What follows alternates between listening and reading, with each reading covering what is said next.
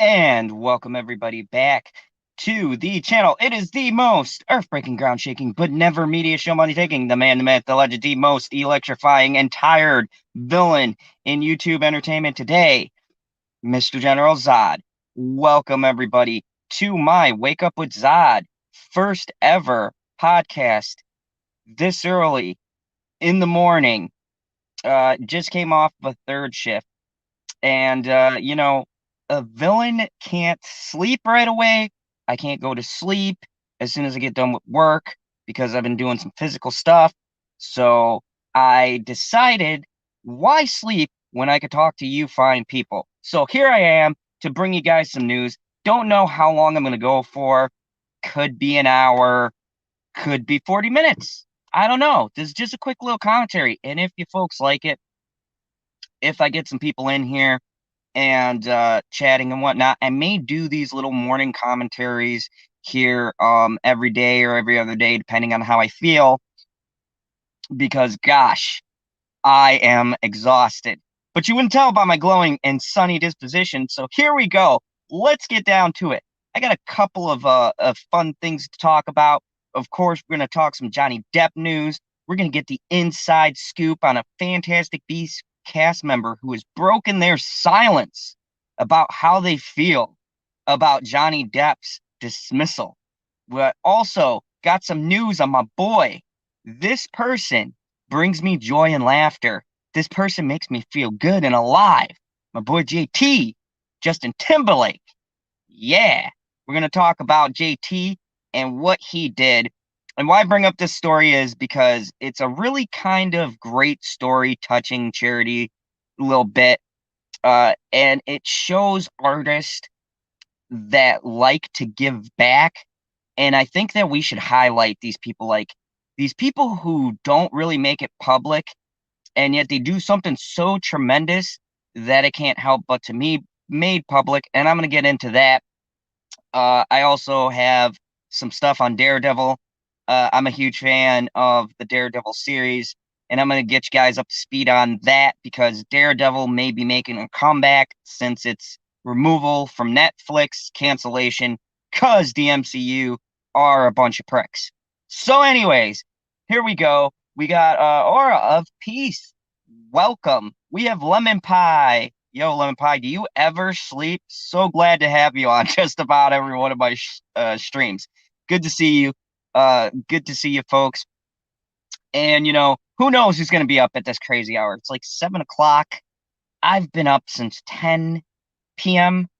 Most of that was work related, but now I'm here with you guys. So let's get cracking. Let's get down to business because my girlfriend's going to kill me and I probably need sleep. So here we go. The first article on the docket today, I'm going to talk about a cast member who has come out and spoken about Johnny Depp. Now, look, these comments and this article is very on the fence. And I understand people who are in the cast still of this film and they don't want to exactly weigh in. And why is that? They sign contracts, they have clauses and things, and they can't really give their wholehearted support in one way or the other because they're attached onto a project and it comes down to legal mumble jumble. But it's a very good roundabout way of getting a feeling of what people within this cast are feeling. We've heard stuff from Jude Law, who said it was very surprising, couldn't understand the move. So there's people coming out that don't exactly understand what WB is doing, why they chose to make this, why they chose to drop Depp, and really where the future of the franchise is going. Some things are brought up about COVID, so I'm just going to dive into this article. And excuse me if my screen freezes, because when I switch over to the articles, my face is just frozen in a weird ass pose. Gary Robinson's greetings. How are you doing? Good to see you.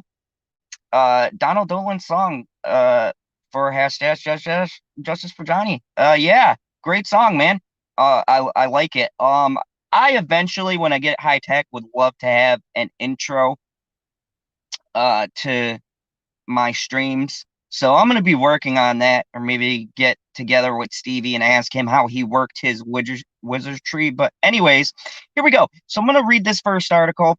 It's brought to you guys by the good folks of Cinnamon Blend Cinema Blend, and it says Dan Fogler talks about the complicated decision to remove Johnny Depp, which really it wasn't a complicated decision, but whatever. Harry Potter and the larger wizarding world have been a worldwide sensation for decades with no signs of slowing. This largely because of J.K. Rowling and company have been keeping the property through projects like Fantastic Beasts, but that property hasn't been without drama. The most noticeable is the departure of Grindelwald actor Johnny Depp and co-star Dan Fogler has responded to the studio's decision to part ways with Depp.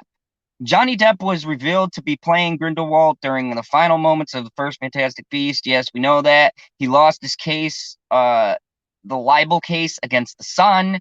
Danny Fogler stars as Jacob Kowalski. In the spin-off property, recently broke his silence about the firing. And I quote, he says, "What's best for Johnny and what's best for the film may not be equal. The right decision may not be what's fair. It's simple. I love Johnny and want him to be the best he can be. I selfishly want him at his best if I ever get to work with him again. It's not my decision. If it was, I'd bend over backwards to shoot around him and hope production doesn't come to a screeching halt amidst the lockdown rules, which are already precarious, and pray that we get decent performance amidst all the stress. That's a huge gamble some are not willing to take with so much on the line, guilty or innocent, and add no guarantees, and the film needs to be a hit. There's too many moving parts. Any decision will garner loss. Damned if you do. It's messy." Well, there you have it. It looks like the decision for Johnny Depp to leave Fantastic Beasts franchise altogether was complicated, one that was no doubt affected by the pandemic, threequel delay in filming. Warner Bros. Is gearing to resume filming of Fantastic Beasts while also making a bold choice to recast Grindelwald while also paying Johnny Depp in full. Dan Fogler's statements about Johnny Depp leave Fantastic Beasts 3 come from comments section of a fan page for the actor. The 44-year-old actor sometimes uses social media to directly communicate with fans about his work on the projects like The Wizarding World and The Walking Dead. And with Warner Bros. Cutting ties with Depp for the time being, the public has looked to the cast and crew for some comments about the subject. Later in some comment sections, Danny Fogler further explains his thoughts on Depp leaving the Fantastic Beasts. Depp has been making headlines for months with this wild legal battle he's currently having with his ex-wife, Amber Heard. Both actors have hurled accusations of abuse against each other, which obviously make controversial more sensitive. Fogler went on to speak about the situation, saying, "I'm by no means an expert in this case, obviously, but I felt a need to say something since fans were needing an explanation. I felt the silence was even worse. I'm human. Do I wish the WB had handled this better and informed the cast and gave us a proper talking points when asked? Yup.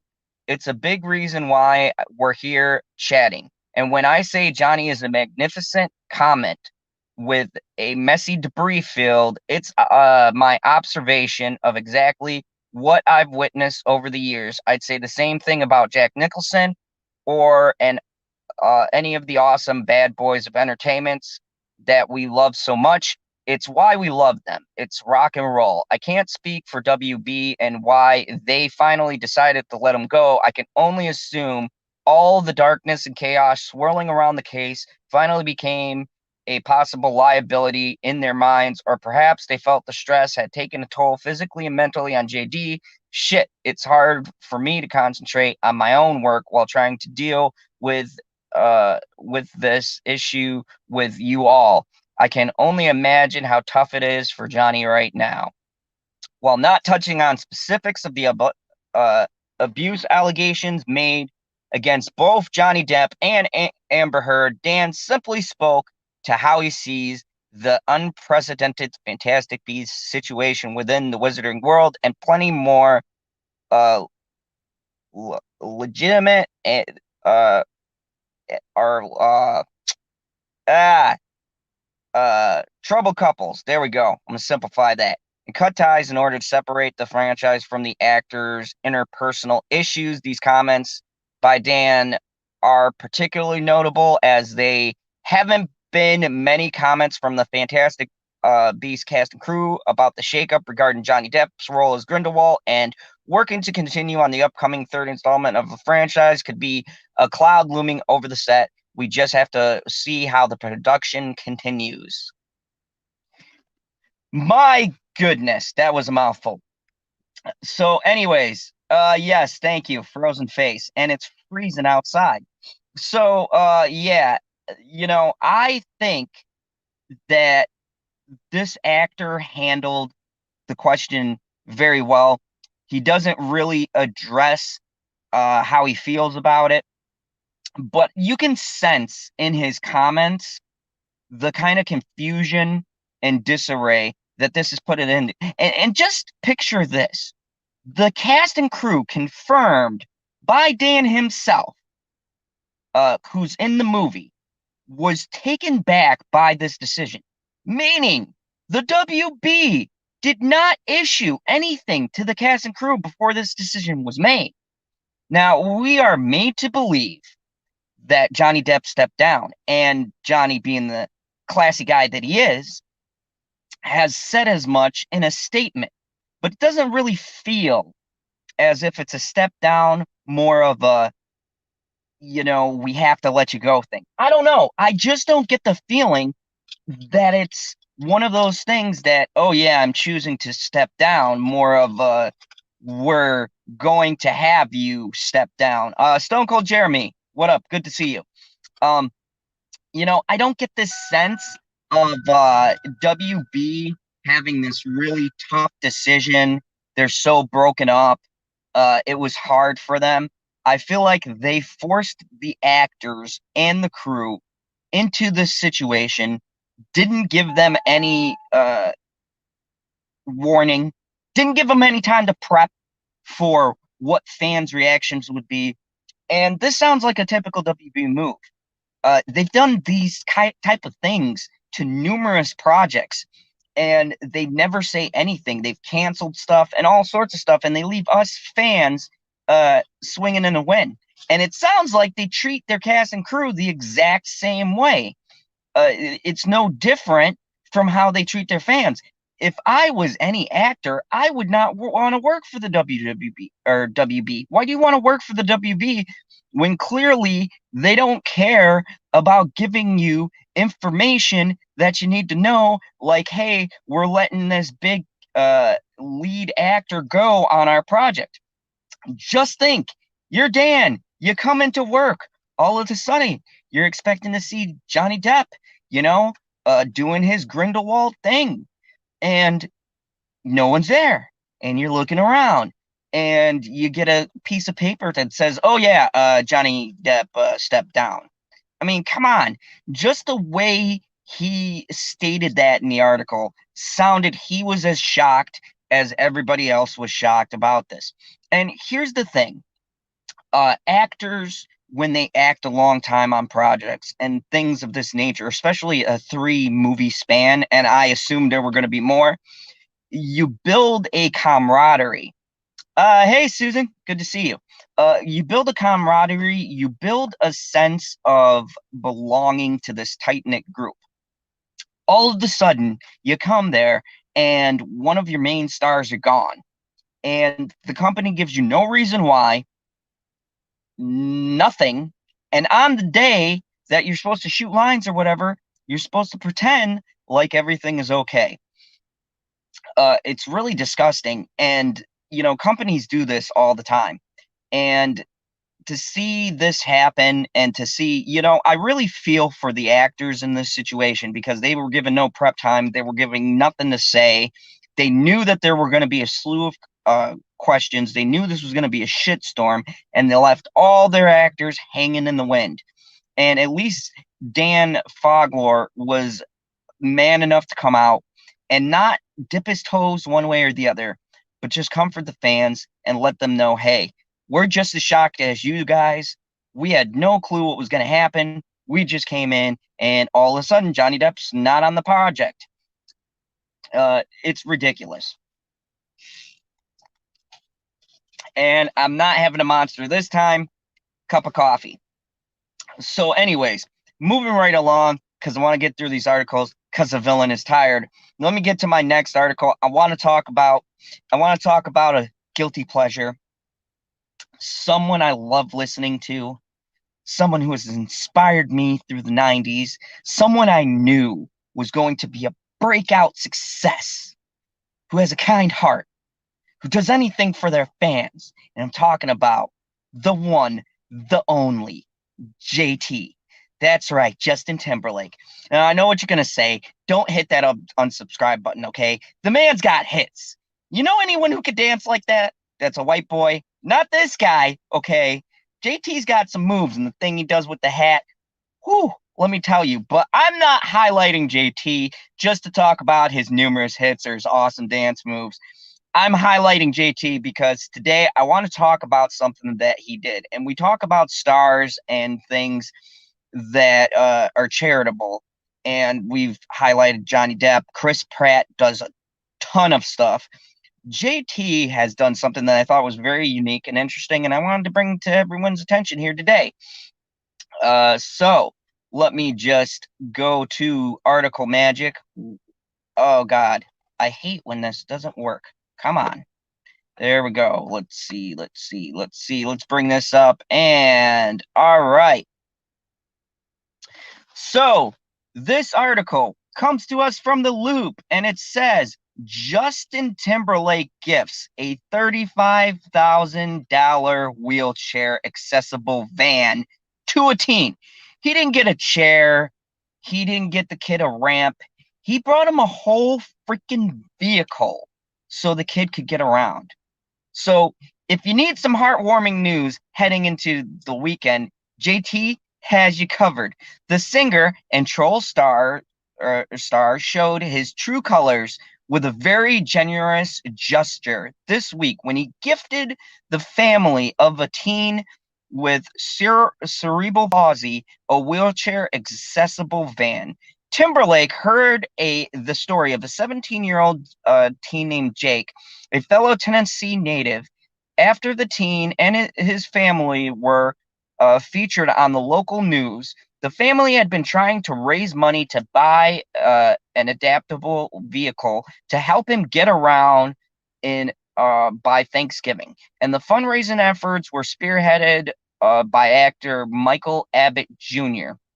Jake sits outside of the house and has a sign that says, "Honk here if you're happy," Abbott told the station, campaigning for the teen.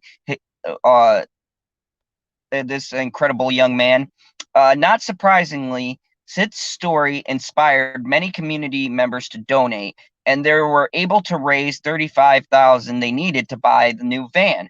But then Timberlake stepped in and gifted the family the vehicle instead, which means they now get to keep all of the money they raised to help out with other costs. According to a follow-up, the van showed up outside of the family's home a few days ago. Timberlake caught the news story and was very touched with what was going on and with the whole thing, and he wanted to reach out and decided that he wanted to purchase the van for Jacob and his needs. Jake's father, Tim, told the outlet it was a blessing to be able to speak to that gentleman and for him to be able to meet Jake and see what he needs. The outlet also shared the Zoom call between Tim and Jake and the performer following the gift, in which the teen was able to thank Timberlake for his generosity. "It's a pleasure," the father of two responded, "and I heard there was a goal to try to get this van before Thanksgiving. And I heard the story, and then I saw the news clips. I was moved. I wanted you guys to have the van. I'm going to cover all the costs. Timberlake continued. I want you guys to have a great holiday. You know that you inspired me, Jake. He added, the honk if you're happy thing, man. You got to keep it going. You got to keep use of this van, and you can honk the horn all over town. From the sounds of things, that's exactly what the family will do. It's going to make life much easier, and go into the future, and it's going to make my life a lot easier because there's not many people that can lift him up and sit him in the van that he needs. It's going to make our lives much easier because the independence he's going to have as a young man now.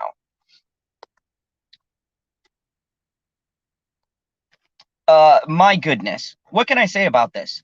What can I say but JT is a phenomenal human being. Now, just keep in mind, JT is a busy man. He caught this story on news. This kid already, got the money together for the van, and Justin Timberlake just rolls up, gives him the van, tells him to keep the money and use it for other accessories he'll need around the house. I mean, these guys don't exist anymore. I mean, honestly, whether or not you like Justin Timberlake's music, okay? First off, he's married to quite a hot actress, Jessica Biel. I'm already super jealous about that. But the fact that being a father, and he doesn't have to do this, but he's just sitting around and he catches a news story and he decides to go and just drive this van. He went out, he purchased it, bam, and drove it to the kid's house. Not only drove the van to the kid's house, but went out there to meet him and talk with him. I mean, just the more I hear about Justin Timberlake and the different things he does, and he also has a great sense of humor and things like that. And, the stories that he goes out of his way for fans, that's a true artist to me. And look, like I said, you don't have to like the music, but I also look at the man behind the music. And it's really important in these times to see artists and actors and actresses and these people who are willing to go out of their way to do things. Look, I can't stand John Cena whatsoever, but I'll give John Cena this. He is really good to his fans.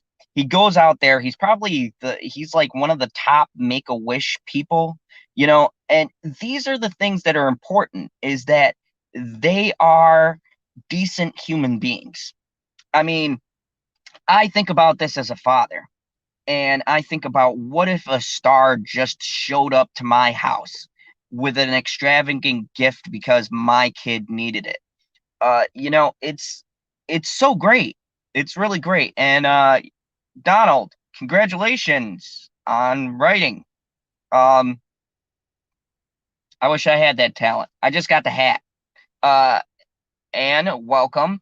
Good to see you here. So anyways, just bringing you some news, some shenanigans. I'm not salty about this story, so I'm not going to go on a rant. JT's awesome. I'm going to buy every CD he comes out with. And God bless you, man. I'm really great to see that there is still some celebrities that have a charitable heart and willing to go the extra mile for their fans because they care. They care about the fact, not just getting their money, but to genuinely see people smile, to entertain, and to change. And I mean, isn't that what entertainment is supposed to be about? You can change people through the arts, but if you can use your money to help actually make a difference in someone's life, I mean, that's just amazing. And thank you. I love the hat too. So moving right along here.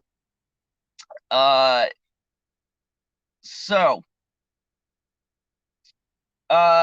gotta be honest. Today I don't have very many stories that make me salty. I want to talk about something else that makes me happy.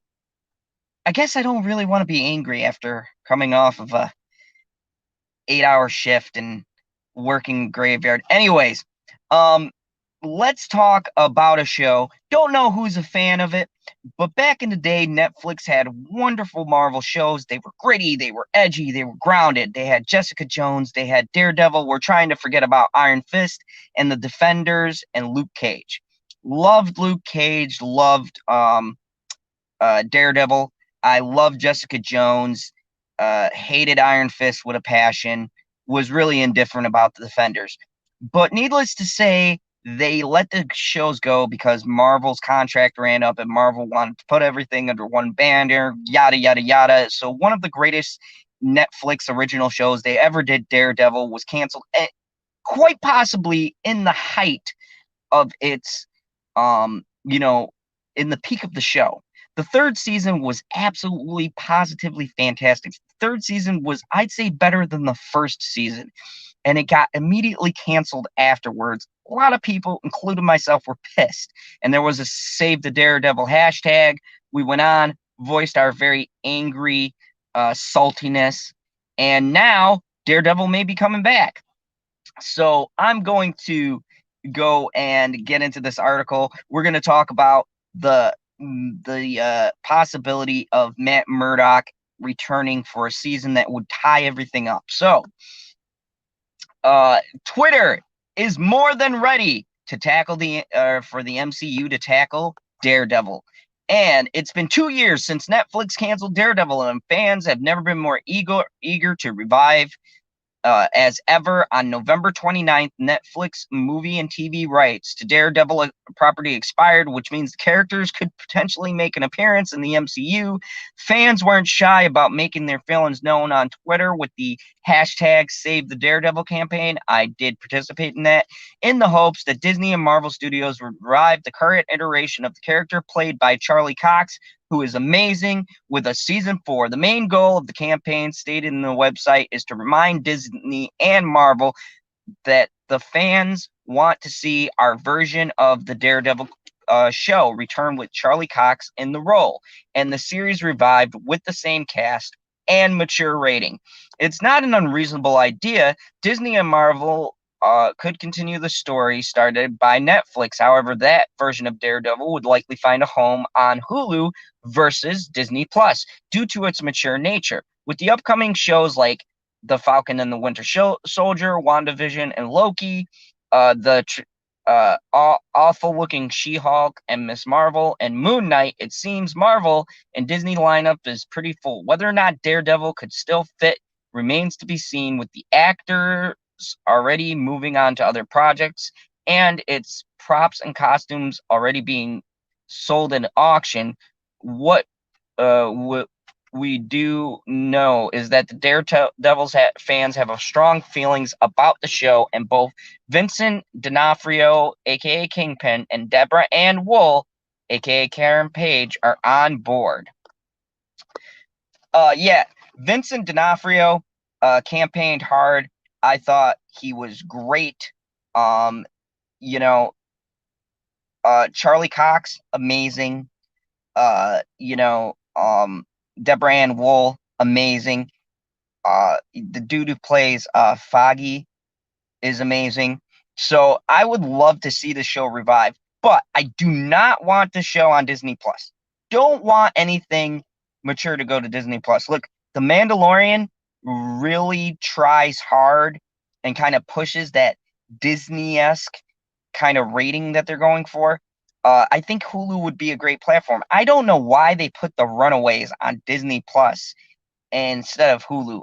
It looks incredibly shitty, and there's so much stuff cut out. It's just like, why did you even bother moving it from Hulu? Just keep the mature stuff on Hulu, because nobody wants to see the Disney G version. Gary Robertson says, add General Zod's Fandom Zone. Yes, indeed. I hope it does. I love that series. I love it too. I was watching it the other day. John Berthal as Punisher. Oh my God. That's perfect. There are some people who are made for a role, and John was made to be the Punisher more than any other Punisher I've ever seen. He's one of my favorite Marvel characters. The show did tremendous justice. Absolutely loved it. it's a really great show. And I think for me, the Netflix Marvel run really showed what Marvel could be if they went towards that gritty, raw kind of feel, like, you know, the other stations, right? Disney Plus is a terrible platform. And look, uh, I'm gonna see WandaVision because it looks weird and I want to give it a shot. I might check out Moon Knight because I like Moon Knight. She-Hulk, I have no interest in that. Not after what that creator came out and said. Miss Marvel, I really have no interest in that either. The rest of the MCU is a hit or miss. I'm probably only going to see Doctor Strange and Enter the Multiverse of Madness. I really don't care about any of the other MCU movies coming out, but I would like to see a revitalization of these shows. Look, they did Hellstorm on Hulu. I thought it was amazing, and they ended it with Ghost Rider, which was just brilliant. So I would like to see Hulu take control and have control of this darker, grittier, edgier Marvel. I think they need it. DC's already got like home court advantage with that. They knocked it out of the park with Joker. They're talking about making a DC Black Label, which will do or a Black Label as far as their verse goes, so they can do offshoot tales of like Lex Luthor and things like that. And if you want to compete with them, they're gonna have to pull out the R-rated stops and stop being Disney. Okay, you guys got movies that touch that line anyways, and now you guys want to like forget that that stuff exists. Half of the old cartoons were edgy. I don't know why they got away with this and went to this nonsense that they're pure family. That's not their thing. They're just labeled that because Disney, you know? Step away from that. Have some balls. Do something edgy. That's what I say. But anyways, uh yeah, so I'm super excited about this. And anyone who comes through, let me know. What do you think about this? So moving right along, because I've been trying to knock out these articles as quickly as possible, because God, I need to get some sleep. Anyways, let's go on to, I believe it's my final article. And the last article is about David Chang, who recently won Who Wants to Be a Millionaire and donates it all to charity. This is just amazing. David Chang, good for you. He made history on Sunday night's episode of Who Wants to Be a Millionaire, becoming the first celebrity contestant to win the top prize in the game show's 20 years on air. Rather than keeping the money for himself, though, he donated every last penny to a very worthy charity. The chief and restaurateur sailed through the first 13 multiple choice and made the final query, which asked what president was the first to have been elect to have electrically electricity in the White House. The answer included names from past presidents. He phoned a friend and asked the Lifeline sports writer and analyst Mina Kims for help. After Kims provided assistance, the host Jimmy Kimmel, who I hate with a passion, reminded Chang just how high the stakes were, and he refused to answer the question and win 500,000 and answer it correctly, and he'd nab the 1 million, or answer it incorrectly and only secure 32,000. I never imagined I would be in this position, and I always told myself if I was going to make $1 million, I'm gonna let my stupid confidence and bravado win out. He said it before risking it all and telling Kimmel that it was his final answer. Benjamin Harris, Kim's intuition was spot on because the answer was correct, and a very shocked Chung won the 1 million, and he donated the prize money to the Southern Smoke Foundation, a nonprofit that's raising funds to help employees of the food and beverage industry who have been impacted by the COVID-19. Witness his bittersweet reaction, which, he won $1 million. So, yeah, it was really crazy. So, anyways, yeah, this guy David Chung won the $1 million prize and donated all the charity. If you guys don't know, he travels around and does restaurant stuff, kind of like a uh, Iron Chef kind of a deal. Anyways, he's pretty big. So, he could have kept this $1 million, but donated it all to help these people who are trying to break into the restaurant business during the COVID-19 pandemic. Great for him. Once again, these articles today, a lot of charity. I wanted to do something kind of brighter. It's good to see that there's stars, these restaurant owners, celebrities doing some kind-hearted things. I hate always coming across stupid, dumbass articles about a celebrity feeling sorry for themselves. I like to mix it up sometime and have a great and pleasant evening, or in this case, a great pleasant afternoon, and bring some lighter stuff to the table. Other than that, I really don't have many other articles. Kind of blaze through them quickly. I'm a little bit exhausted and been working really hard, so I had a feeling I keep this a little bit shorter than I normally go for. Um, yeah, so that's pretty much all of the news I have for this morning. Some great stuff.